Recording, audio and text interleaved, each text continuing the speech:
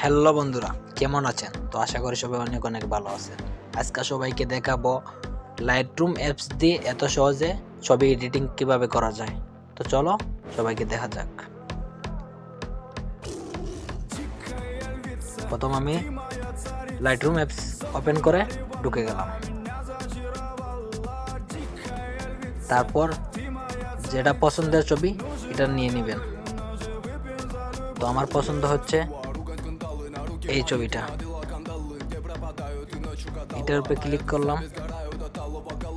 ওই যে নিচে একটা বাটন আছে কপি, এটার উপরে চাপ দিবেন।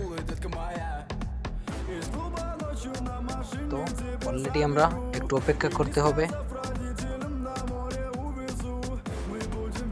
তো আমরা ব্যাকগ্রাউন্ডটা চলে আসছে। এখন আপনারা যেটা পছন্দের ব্যাকগ্রাউন্ড হয় সেটা